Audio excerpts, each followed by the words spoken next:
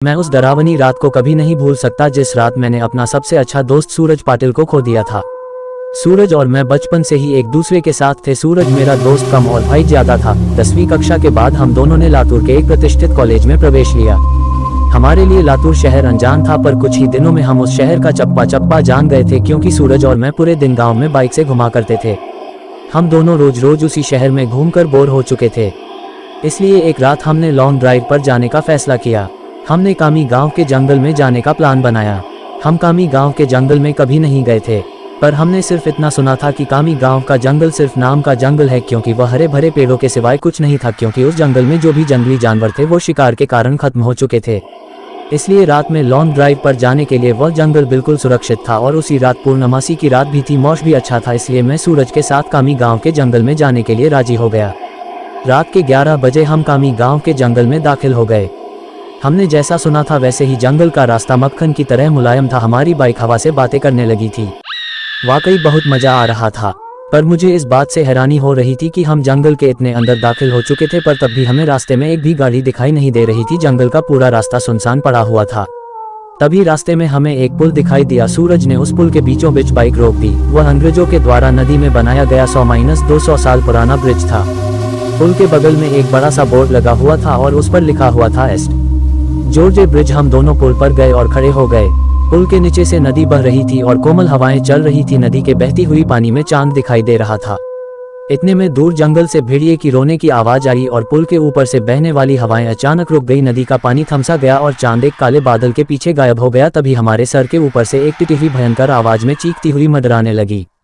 मालूम वो हमसे कह रही थी कि यहाँ से जल्दी से भाग जाओ। मैं सूरज, यहाँ कुछ अच्छा नहीं लग रहा है। टिटही का चीखना मतलब हमारे चारों तरफ खतरा मंडरा रहा है, हमें जल्दी यहाँ से निकल जाना चाहिए। सूरज, अरे भाई कुछ अशुभ नहीं होता, बस ये अंधविश्वास है, यहाँ खड़े रहो और चुपचाप नजारा देखो। तभी मैंने सूरज से कुछ दूर पुल के पास एक औरत को खड़े देखा। दूर से तो वो दिखने में सुंदर लग रही थी, पर वह पुल के नीचे नदी में झांक रही थी। मैं उसकी तरफ देख ही रहा था कि इतने में वो औरत पुल के ऊपर चढ़ गई। मैं, सूरज अपने पीछे देख, वो औरत क्या कर रही है।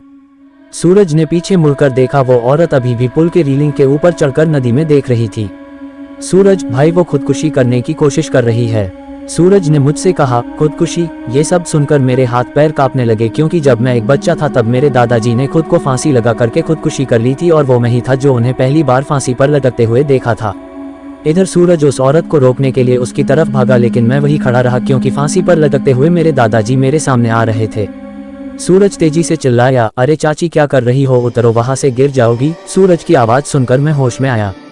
सूरज उस औरत के बहुत ही करीब जा पहुंचा था और तभी वो औरत नदी में कूद गई। तब तक मैं दौड़ते हुए सूरज के पास जा पहुंचा। वो औरत हमारे सामने नदी में डूब रही थी और चीख रही थी, बचाओ बचाओ, पर हम उसे सिर्फ डूबते हुए देख रहे थे, क्योंकि हम दोनों बहुत ज्यादा डर गए थे। वो औरत मदद के लिए बुला रही थी। फिर तभी सूरज ने अपनी टी शर्ट उतारा और पुल के रीलिंग पर चढ़ गया।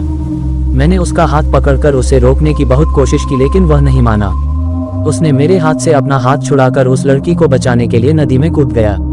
सूरज नदी में कूदते ही उसने अपने आसपास देखा तो उसे वह औरत कहीं भी दिखाई नहीं दे रही थी। उसने सोचा कि वह डूब चुकी होगी। फिर उसने गहरी सांसें ली और पानी के अंदर डुबकी लगाई। कुछ देर बाद वह पानी के ऊपर आया, लेकिन वह लड़की कहीं नहीं दिखाई दे रही थी। मैंने आंखें बंद करके भगवान से प्रार्थना की, लेकिन जब मैंने आंखें खोली तो मेरे बगल में ही पुल की रीलिंग पर वही औरत बैठी थी जो कुछ देर पहले नदी में कूद गई थी। वह किसी जंगली जानवर की तरह पुल की रीलिंग पर बैठी हुई थी और नदी में सूरज की तरफ देख रही थी। मैं मन ही मन सोच रहा था कि तभी मुझे लगा कि ये औरत नहीं बल्कि एक चुड़ैल है, और मैं डर के मारे कांपने लगा और जोर से चिल्लाया, सूरज। तभी वह चुड़ैल ने मेरे तरफ देखा और वह जैसे ही देखा मेरा सिर से पैर तक कांपने लगा। उसका चेहरा काला और आंखें पीली थी। माथे पर बड़ा सा कुमकुम था और नाक में बड़ी सी नथ थी। उसके नुकीले दांत उसके मुंह से बाहर निकले हुए थे और उसके नाखून जंगली जानवर की तरह लंबे और नुकीले थे। चुड़ैल, क्या हुआ, मुझे ढूंढ रहे हो? हंसते हुए बोली। सूरज पानी की सतह से हमें देख रहा था। उसे भी पता चल चुका था कि ये कोई औरत नहीं बल्कि ये एक चुड़ैल है। सूरज हमें चौड़ी आंखों से देख रहा था। मैंने सोचा अब ये चुड़ैल मुझे इसी पुल पर चीर फाड़ कर मार डालेगी और फिर मेरी कच्चे मांस को चबा चबा कर खा जाएगी, क्योंकि मैं अकेले ही उसके पकड़ में आ गया था और डर के मारे मैंने अपने पैंट में पेशाब कर दी। चुड़ैल, डरो मत, मैं तुम्हें नहीं उसे अपने साथ नदी में ले जा रही हूँ। जब मैं ये सुना तो मेरा दिल डर से दहल उठा। मैंने सूरज से चिल्लाते हुए कहा, सूरज जल्दी से पानी से बाहर निकलो, नहीं तो ये चुड़ैल तुम्हें पानी में ले जाएगी। सूरज पूरी तरह से डर गया था। उसके हाथ पैर सुन्न हो गए थे। उसे एहसास हो गया था कि वह नदी में से बाहर नहीं निकल पाएगा, क्योंकि वह नदी के बीचों बीच था। चुड़ैल मेरे तरफ देखकर मुस्कुराई और फिर नदी में छलांग लगा दी। सूरज आखिरी बार चिल्लाया और चुड़ैल उसे पानी में अपने साथ ले गई। कुछ देर तक पानी में से बुलबुले निकलते रहे पर कुछ देर बाद वो भी बंद हो गए। मैं आंखें फाड़ फाड़ कर नदी में देख रहा था और सूरज को पुकारता रहा और इतने में नदी के पानी में खून दिखाई दिया। मेरी आंखों में आंसू आ गए और मैं समझ गया कि उस चुड़ैल ने सूरज को मार दिया है। मैं वो सदमा बर्दाश्त ना कर सका। मेरी आंखों के सामने अचानक अंधेरा छा गया और मैं उसी जगह पर बेहोश हो गया। जब मुझे होश आया तब सुबह हो चुकी थी। मैं 4-5 लोगों से घिरा हुआ था। पुल पर काफी सारे लोगों की भीड़ जमी हुई थी। लोग पुल के नीचे झांक कर देख रहे थे। मैं उठा और दौड़कर पुल के पास गया और देखा पानी में नदी के किनारे सूरज की लाश तैर रही थी। उस चुड़ैल ने बड़े ही बेदर्दी से सूरज के सीने से दिल निकाल लिया था। मेरा सबसे अच्छा दोस्त मुझे छोड़कर चला गया था। उस दिन मुझे कामी गांव के लोगों से पता चला कि उस नदी में 100 साल पहले से किसी चुड़ैल का वास था।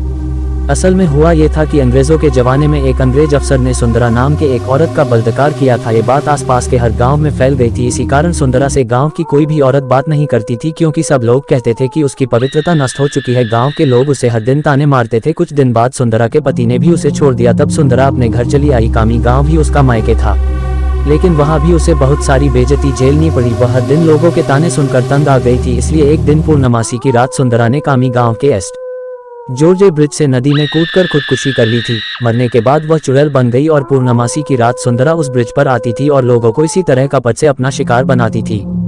कामी गांव के कुछ बुजुर्ग लोग ये भी कहते हैं कि 100 पुरुषों या लड़कों का दिल खाने के बाद वह चुड़ैल फिर से एक सुंदर औरत बनने वाली थी। इसलिए वह सिर्फ पुरुषों और लड़कों को अपना शिकार बनाती थी और उनका दिल कच्चा चबा जाती थी।